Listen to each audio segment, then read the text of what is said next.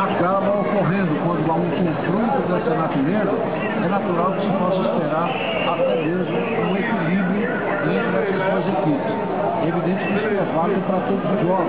mas o Fortaleza, como é um time que até bem pouco tempo participava até mesmo da Série A, da divisão de elite do Campeonato Brasileiro, e aqui hoje nós temos um representante, né, um mínimo representante, digamos assim, que é o Ceará Esportivo Clube, e a gente sabe que o Ceará tem feito realmente um grande papel, tanto que ficou numa zona intermediária no último Campeonato Brasileiro, né, e prossegue aí na Copa do Brasil,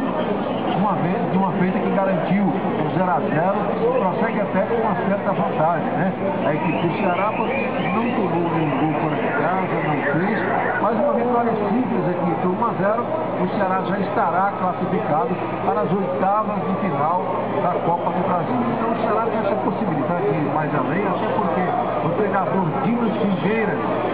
eu que não considero o homem-chave dessa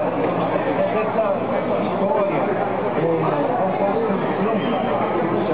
mas eu sim treinava seu passado vamos aferir realmente esse jogo do Ceará, é exatamente na Copa do Brasil, principalmente se o Ceará passar para a próxima fase, quando provavelmente vai pegar adversários mais categorizados. A equipe do Fortaleza, eu diria,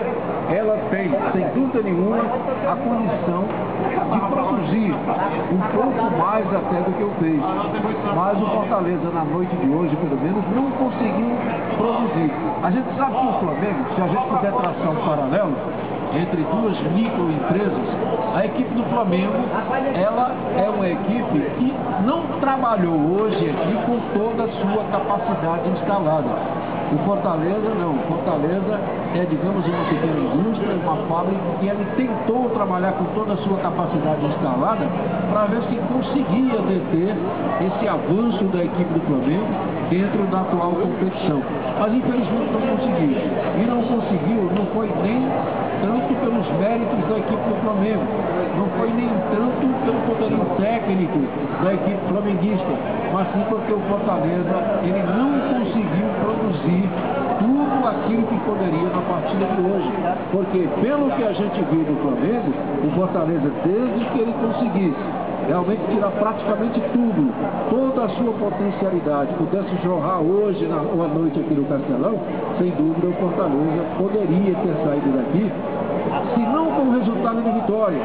mas pelo menos ter garantido a arrecadação desse jogo, que era de suma importância para a equipe do Fortaleza, e ter garantido a sua participação no Rio de Janeiro, jogando no Engenhão contra a equipe do Flamengo. Mas o fato é que, diante do que mostrou o Fortaleza, eu diria que o time do Flamengo, ele soube como administrar essa sua vantagem, a vantagem que foi expressada através de uma maior categoria, da maior técnica, eu não diria de todos, mas da maioria de seus jogadores, e de um planejamento tático que no que pese não ter começado há tanto tempo assim, mas que se mostrou mais eficiente, mais eficaz também do que o da equipe do Fortaleza. A gente sabe que um treinador como o Vanderlei Luxemburgo, ele tem um trabalho, inclusive, com uma margem de erro muito maior. Ele pode errar mais porque ele tem, inclusive, no seu banco de suplentes, peças de reposição que podem qualificar até mais do que a equipe do Flamengo vem produzindo no transcorrer de uma partida. Já o Flávio Araújo não. O Flávio Araújo, além de ter um time limitado, quando o Flávio Araújo olha para o seu banco de suplentes, por exemplo, a opção que o Fortaleza tinha para se tornar mais ofensivo, e ele precisaria fazer isso, ele tinha quem? O Tatu. E o Tatu nós adiantamos aqui. Quando você junta Tatu e Reginaldo Júnior, são dois jogadores que produzem muito mais jogando pelos flancos do campo, pelos lados do campo. E o Reginaldo Júnior, a gente já reclamava que ele abria para fazer a jogada, não por culpa dele. Ficava apenas um homem de referência lá na frente, que era o Léo Andrade. Portanto, na transição ofensiva, o que a gente viu no primeiro tempo, o Flamengo chegava ao setor ofensivo com um número muito maior de jogadores, e isso complicava para o sistema defensivo do Fortaleza.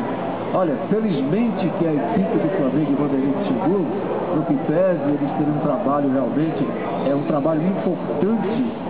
de perscrutar como é que joga o adversário, mas o Vanderlei e a própria comissão técnica do Flamengo não deveriam saber tanto assim da equipe do Fortaleza, porque se o Flamengo, ao invés de ficar, como fez em determinados períodos da partida, alçando bolas, querendo jogar, querendo praticar o jogo aéreo, se o Flamengo tivesse colocado mais a bola no chão e partido com ela dominada, como andou fazendo algumas vezes para cima dessa zaga do Fortaleza, a situação poderia ter sido muito